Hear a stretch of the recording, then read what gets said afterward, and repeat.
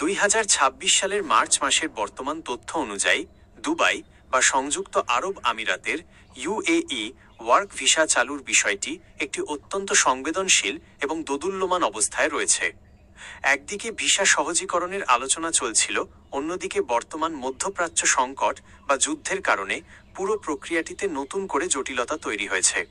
সর্বশেষ পরিস্থিতির বিস্তারিত নিচে দেওয়া হলো। বর্তমান যুদ্ধ ও আকাশপথের প্রভাব। মার্চের 10-2026 আপডেট। ফ্লাইট চলাচল। মার্চের প্রথম সপ্তাহ থেকে মধ্যপ্রাচ্যের আকাশপথ কয়েকবার বন্ধ ও চালু হয়েছে। 4 মার্চ 2026-এর তথ্য অনুযায়ী যুদ্ধের উত্তেজনা বাড়ায় অনেক এয়ারলাইন্স তাদের ফ্লাইট স্থগিত করেছে। ফলে যাদের কাছে ভিসা আছে তারাও দুবাই পৌঁছাতে সমস্যার সম্মুখীন হচ্ছেন। নিরাপত্তা কড়াকড়ি। বর্তমান অস্থিরতায় আরব আমিরাত তাদের অভ্যন্তরীণ নিরাপত্তা ব্যবস্থা অত্যন্ত জোরদার করেছে। এর ফলে নতুন ওয়ার্ক ভিসা ইস্যু করার আগে প্রতিটি আবেদনের ব্যাকগ্রাউন্ড চেক এবং সিকিউরিটি ক্লিয়ারেন্সে আগের চেয়ে অনেক বেশি সময় লাগছে। 2. বাংলাদেশিদের জন্য ভিসার সর্বশেষ অবস্থা। অফিসিয়াল অবস্থান। আরব আমিরাত সরকার আনুষ্ঠানিকভাবে বাংলাদেশিদের জন্য কোনো ভিসা ব্যান বা নিষেধাজ্ঞা দেয়নি। তবে মাঠ পর্যায়ে সাধারণ কর্মী, আনস্কিল্ড লেবার ক্যাটাগরিতে নতুন ভিসা পাওয়া বেশ কঠিন হয়ে পড়েছে। দক্ষ জনশক্তি, স্কিল্ড প্রফেশনালস, আইটি বিশেষজ্ঞ, ইঞ্জিনিয়ার, ডাক্তার এবং নার্সদের মতো উচ্চ দক্ষতা সম্পন্ন পেশাজীবীদের জন্য অনলাইন সিস্টেমের মাধ্যমে ভিসা আবেদন ও প্রসেসিং চালু রয়েছে। তবে যুদ্ধের কারণে প্রশাসনিক কাজে কিছুটা ধীরগতি লক্ষ্য করা যাচ্ছে। কোটা সমস্যা। অনেক বাংলাদেশি কোম্পানির জন্য বর্তমানে নতুন ভিসা কোটা পাওয়া চ্যালেঞ্জিং হয়ে দাঁড়িয়েছে, যা অনেক সময় সাধারণ মানুষের কাছে ভিসা বন্ধ হিসেবে ভুলভাবে প্রচারিত হয়। 3.2026 সালের সম্ভাবনা ও পরিস্থিতি। আলোচনা ও প্রতিশ্রুতি।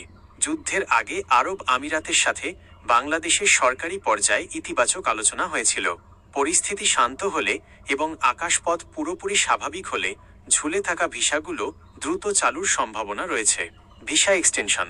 যুদ্ধে আটকে পড়া বা ফ্লাইট বাতিলের কারণে যারা যেতে পারেননি তাদের জন্য অনেক ক্ষেত্রে অটোমেটিক ভিসা এক্সটেনশন বা মেয়াদ বাড়ানোর ব্যবস্থা করা হতে পারে বলে শোনা যাচ্ছে, যেমনটা কাতার ইতোমধ্যে করেছে। আপনার জন্য জরুরি পরামর্শ। 1. দালাল থেকে সাবধান। যুদ্ধের এই অস্থিতিশীল সময়ে অনেক প্রতারক চক্র জরুরি ভিসা বা ব্যাকডোর দিয়ে ভিসা করে দেওয়ার প্রতিশ্রুতি দিয়ে টাকা হাতিয়ে নিতে পারে। মনে রাখবেন, সিস্টেম বর্তমানে অত্যন্ত কড়াকড়ি, তাই কোনো অনৈতিক লেনদেন করবেন না। 2. ডকুমেন্টেশন ঠিক রাখুন। আপনার পাসপোর্ট, মেয়াদ অন্তত 6 মাস এবং শিক্ষাগত যোগ্যতার সনদগুলো বিদেশে ব্যবহারের জন্য সত্যায়িত প্রস্তুত রাখুন। পরিস্থিতি স্বাভাবিক হওয়ার সাথে সাথেই দক্ষ কর্মীর চাহিদা বাড়বে। 3. অপেক্ষা করুন। বর্তমানে মধ্যপ্রাচ্যের নিরাপত্তা পরিস্থিতি অত্যন্ত পরিবর্তনশীল। পরিস্থিতির উন্নতি না হওয়া পর্যন্ত বড় কোনো আর্থিক ঝুঁকি না নেওয়াই বুদ্ধিমানের কাজ হবে। আপনি কি বিশেষ কোনো কাজের, যেমন কনস্ট্রাকশন, ড্রাইভিং বা ক্লিনিং ভিসা নিয়ে ওমান বা দুবাই যাওয়ার পরিকল্পনা করছেন?